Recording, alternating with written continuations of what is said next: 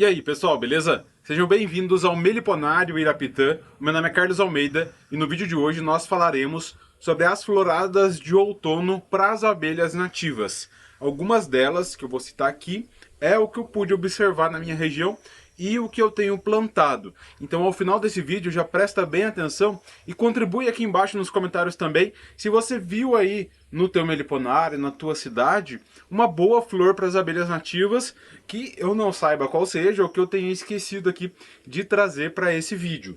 Sim, as mandaçaias aqui ao fundo estão bem movimentadas porque é final da tarde já e elas estão querendo alimentação externa. Esse é um assunto para outro vídeo, na verdade, já tem vídeo sobre alimentação externa no canal. Hoje nós falaremos, no caso artificial, nós falaremos sobre a alimentação natural. Uma das primeiras dela, que eu já consigo observar aqui olhando para a mata, é o coqueiro gerivá. Sim, o gerivá, ele dá flores o ano todo, mas, não menos importante, no outono, ele fornece o pólen para as abelhas nativas. Então o gerivá é uma palmácea nativa aí da Mata Atlântica, parte do Cerrado também ele é presente. Então é uma excelente opção de você ter plantado no teu meliponário. É claro que as palmeiras a gente planta aí para vários e vários anos depois, né? E tudo isso que eu tô falando aqui, nossa, Carlos, mas o outono já tá acabando, como que você vai trazer floradas de outono agora? Esse vídeo tá sendo gravado e saindo aí no meio de junho, logo chega o inverno. A questão é que você não planta agora, né? Não adianta você plantar no outono querendo flor pro outono. Você vai plantar pensando nas floradas do futuro, do ano seguinte, 2 anos depois. Então, assim como a meliponicultura, a criação das abelhas nativas, plantar para elas é uma atividade de longo prazo, pessoal. Tá? Você não vai plantar hoje e vai te dar um retorno na semana seguinte, no mês seguinte ou no às vezes nem no semestre seguinte. Até uma planta ter um porte e que ela tenha ali uma florada capaz de realmente auxiliar suas abelhas, pode e na maioria das vezes vai demorar bastante. Tá? Então eu vou falar aqui tanto de flores que tem um ciclo de vida mais rápido, como é o caso do Cosmos, que dá para ver ali atrás um pouco talvez, eu tenho que terminar de tirar o sombrite aqui, como é o caso de uma palmácea. Tá? Então a gente tem que pensar sempre no longo prazo para as abelhas, é claro que uma ou outra aí a gente pode plantar no curto prazo e pode auxiliá-las. Então o Cosmos é uma delas. Já virou praga aqui no meliponário praticamente, ele nasce muito fácil, tem muitas sementes. E sim, às vezes você vai plantar e você não vai ver a abelha nativa. Isso porque tem outras floradas mais disponíveis. Tem pessoas que falam do Cosmos para Jataí. Eu vejo pouca Jataí, mas em algumas épocas eu vejo bastante Borá, outras épocas bastante Apis, outras épocas bastante solitárias. Então é uma flor boa que não necessariamente você vai ver sempre as abelhas nativas, mas o Cosmos é sim uma planta para outono e aqui ela tem nascido praticamente o ano todo, tá? Não está nascendo agora, mas logo que mais para o final do inverno ela já nasce. Porém, tem plantas já bem grandes aqui e elas estão com uma florada muito boa durante todo o outono. Então você pode plantar o Cosmos na primavera, no verão e no outono, também no finalzinho do inverno, já que as sementes dele duram bastante tempo na terra. Uma outra planta muito boa no florada de outono é a insulina vegetal. A insulina vegetal é uma trepadeira onde ela fornece bastante flores para as abelhas nativas. Essa imagem aí, por exemplo, é do telhado do meu meliponário. Então ela tem bastante flor e assim como outras que eu vou citar aqui, é que eu tenho disponível na minha loja à venda. Carlos, você está fazendo isso só como propaganda para os seus produtos? Não, você pode multiplicar e aumentar as plantas conseguindo-as aí na tua região, aí no teu vizinho. Passou no teu vizinho e viu lá, nossa, tem aqui a insulina vegetal, o Carlos falou que é legal, vou pegar uma estaquinha e vou multiplicar. Ah, passei no canteiro da cidade e vi sementes de Cosmos. Vou pegar essas sementes e vou trazer para o meliponário. Então o objetivo principal não é para vender estacas ou sementes como a do Cosmos que eu envio. É para a gente formar um pasto cada vez melhor para as nossas abelhas. Uma vez que não basta se preocupar só com a caixa, tem que preocupar com o ambiente. Quanto mais flores, melhor.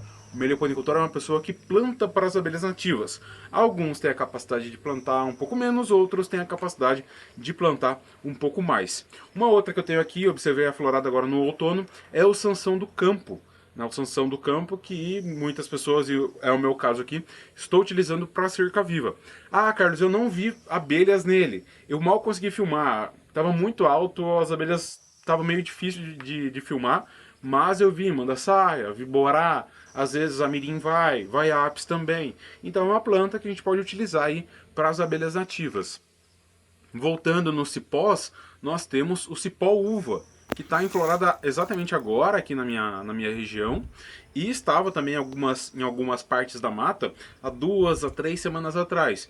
Então o cipó uva é uma excelente florada, rica em néctar, as melíponas têm aproveitado e está disponível agora. Em alguns casos, ele vai florescer em agosto, setembro. Outros ele floresce um pouco antes. A questão das floradas, ela também é variável, né? Conforme o clima, conforme... o clima a gente está falando de tudo, né? Mas conforme aí as temperaturas, a umidade, é o ninho, laninha, então tudo isso vai influenciar. É interessante que você vai acompanhando ano após ano para entender as floradas da tua região. Uma outra, já pegando aqui a colinha, né? São várias delas, pegando aqui nas fotos que eu fui tirando, é o algodoeiro bravo. O algodoeiro bravo, ele dá flor quase o ano todo, ele vai dar flor no inverno também, mas no outono nós temos muitas flores de algodoeiro bravo.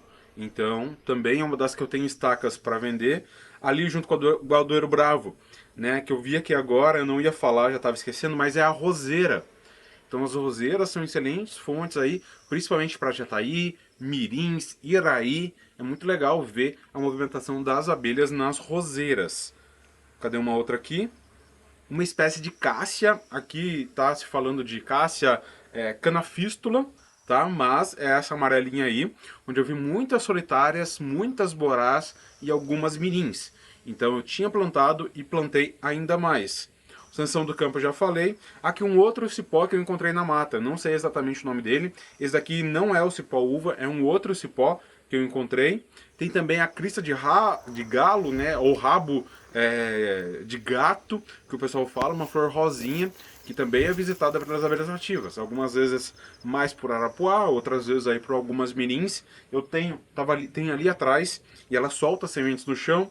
A outra que eu também envio, né? A Ora Pronobis rosa. Então ela também dá flor quase o ano todo. O outono é uma dessas épocas. Uma das mais clássicas aí, a flor de maio, margaridão de maio, margaridão amarelo. Então também é uma das que eu envio. É comum em várias cidades. Você pode aumentar e multiplicar ele aí no teu meliponário. Ele também é um dos arbustos que nós temos para as abelhas nativas. Tá tendo uma movimentação bem legal de solitárias, de apis, de manda-saia, de arapuá, muitas vezes vai a bugia. Não é também aquela movimentação intensa, como eu falei, aqui tem uma boa área de mata, então as abelhas têm maior disponibilidade para buscar recursos, mas ainda assim estão indo no margaridão amarelo. Uma outra que também floresce no outono, mas também no inverno, é o nabo forrageiro. Então o nabo forrageiro, eu lembro, né, porque nasceu alguns pés sozinhos aqui no meliponário e agora eu comprei semente de nabo forrageiro. Eu estou esperando chover para me plantar aqui e ter mais floradas aí de inverno. Essa é uma florada que a gente pode considerar um pouco mais rápida, né? Ele nasce e já sai, então principalmente para jataís, mirins, o nabo forrageiro é uma excelente opção. Uma outra que eu tenho aqui e que é bem interessante também, floresce bastante no outono, é o favacão, ou favaca para chá. Né? Então ele dá uma folha maior do que a favaquinha, que também é muito bom, principalmente para temperar frango. Então o favacão, ele dá bastante flor, eu vou espalhar bastante por aqui, ele nasce muito bem também sozinho. Ele vira um arbusto, né, o favacão, mais ou menos aí de 1,5 m, talvez um pouco mais, a favaquinha ali 1 m, um pouco menos. Então são duas flores aí para as abelhas pequenas. Temos também, que nasceu muito por aqui, é a serralha.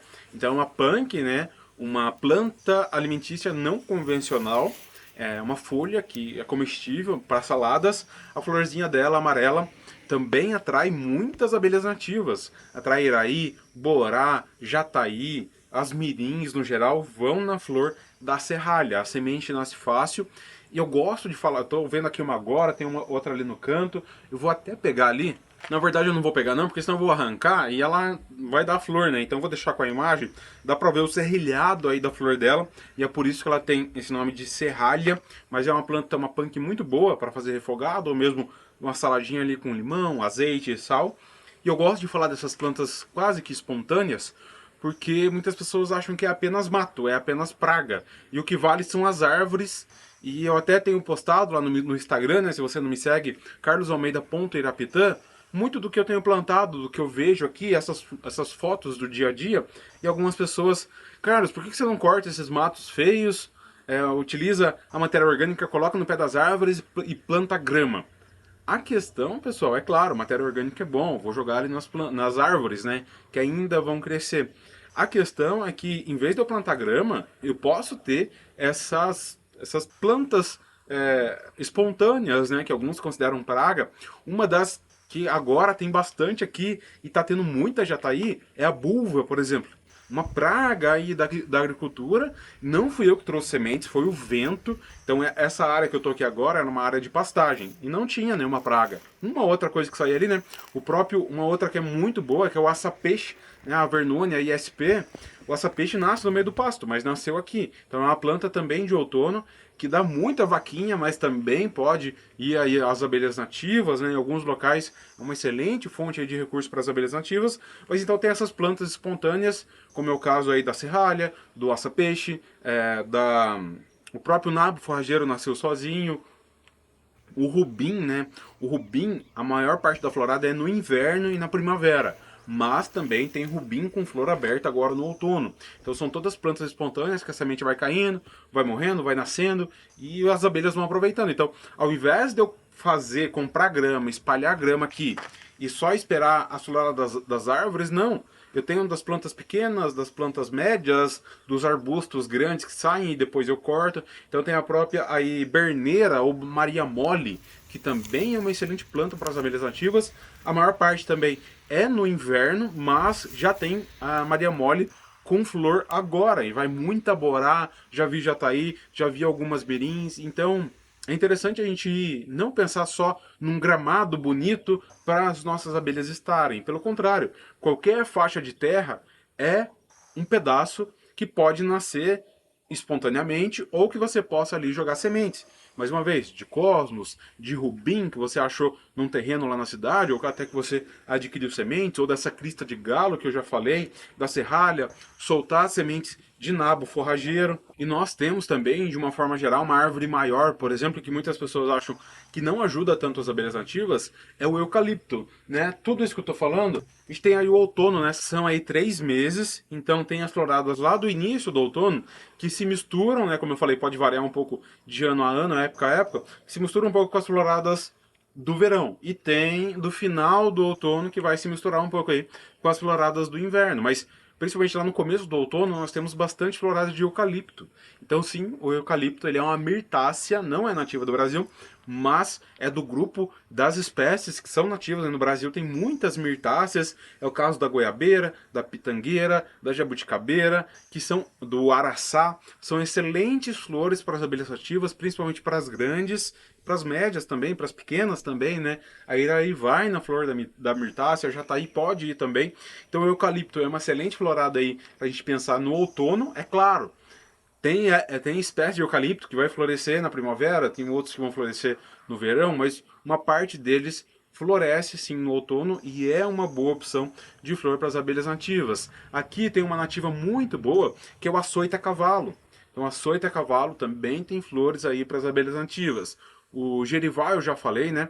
Então tem várias árvores aí que podem auxiliar na cidade. A gente vai ver a florada da cibipiruna, né, também pode pegar ali um pedaço do outono. Então esse vídeo traz aí algumas das possibilidades a serem plantadas, algumas delas eu tenho disponível na minha loja. Então o que eu citei aqui, né, foi a Oropronops rosa, o margaridão amarelo, o algodoeiro bravo, né, de flor rosa, e a insulina vegetal, que é uma florada bem abundante, uma trepadeira bem interessante para você ter no teu meliponário, seja para aclimatar o ambiente, como também para fornecer recursos para as abelhas nativas. Então lembrando mais uma vez, se você viu uma florada muito boa aí, comenta aqui embaixo. E um ponto muito importante, as flores são importantes, auxiliam, eu sempre digo, né, que não tem como a gente criar as abelhas nativas só com alimentação artificial, vai ser prejudicial para a saúde delas. Já tem pesquisas correlacionando a variedade floral com maior imunidade das abelhas frente às possíveis doenças que elas podem enfrentar. É um exemplo do mal de março ou da cria pútrida, por exemplo. Até a questão da nutrição das abelhas, né? Uma alimentação variada não só para a gente, mas para as abelhas, é importante para a saúde, os aminoácidos aí do pólen, alguma diversidade ali que tem no néctar, mas principalmente no pólen, então isso é importante, tem que ser plantado. Porém, não é a florada de outono ou a florada de inverno que vai salvar a sua abelha nativa, tá? Diretamente falando. O que mais vai salvar, na verdade a de outono ajuda muito, né? Porque ainda tem um período muito quente, mas agora a gente falando principalmente no inverno, o que vai salvar a sua abelha no inverno é o que ela estocou até agora. Porque no inverno, nas regiões que faz frio, principalmente nas regiões que faz frio, nós podemos ter vários dias onde as abelhas não trabalham. Jataí e mirins que ficam um mês e meio sem sair da colmeia. E como que ela sobrevive? Não é com a flor que está lá fora, é com as reservas que estão internas. É óbvio, né? Isso eu estou falando mais das pequenas. A mandaçaia, a bugia, vai acabar saindo um pouco mais. Mas o principal é que elas têm uma boa reserva de recursos, ainda é hora de auxiliar elas. Então, isso é tema para outro vídeo. Tem dentro do Meliponicultura na Prática, do meu curso, né, toda a questão de alimentação e acompanhamento, auxílio para que a sua colônia esteja forte e preparada para o inverno hoje mesmo. Ó, 28 graus Celsius aqui na sombra, né, não pega sol direto aqui. Então, uma temperatura excelente para a gente abrir as caixas sem nenhum problema. Ver como estão as reservas. Nesse caso aqui, ó, poderia estar melhor, mas eu estou fazendo alimentação externa. Essa daqui está indo, é uma delas que está indo, tanto é que a movimentação está boa. E auxiliar. Agora, se você não sabe fazer isso, recomendo que você entre no Meliponicultura na Prática. Um outro ponto é onde está essa caixa. Pega sol, não pega? Pega vento? A espessura é adequada? O modelo está adequado? Tem espaço sobrando ou espaço faltando? Então essas perguntas mais específicas da caixa e do ambiente, eu separei e coloquei dentro de um livro, o e-book, né? Como fazer e onde colocar a sua caixa para abelha nativa. Os links tanto do curso como do e-book estão aqui na descrição e você pode adquirir a qualquer momento. Basta clicar lá, qualquer dúvida também tem o WhatsApp de suporte. Você pode mandar mensagem, eu respondo e com isso você pode ter abelhas fortes e aptas para passar muito bem pelo inverno, além de saírem fortes na primavera com possibilidade de divisão, coleta de mel, coleta de própolis ou simplesmente não precisar se preocupar com ela, né? Porque a gente quer criar as abelhas nativas, não quer ter preocupação. É uma responsabilidade muito grande, mas também, se elas estiverem numa boa caixa, num bom local, com boa quantidade de recursos, tranquilo, você dorme no travesseiro, não precisa ficar se preocupando em colocar a caixa de abelha para dentro de casa porque veio uma primeira frente fria. Então, com relação a floradas de outono, é isso. Qualquer dúvida, deixa nos comentários aqui abaixo. Um abraço e até o próximo vídeo, pessoal. Olha só, agora que eu vim pegar os takes aqui das flores, que eu tô vendo, ó, já abriu algumas flores aqui de Astrapeia rosa. Ele é mais do inverno, mas também pega aí no outono, né? Temos aí vários cachos que estão por abrir. Vocês puderam ver aí várias guaxupés, e é o que predomina mesmo, mas as outras vão também, tá? Pode ir aí mirim, mandaçaia. Então é sim uma boa florada e eu também tenho aí disponível na loja.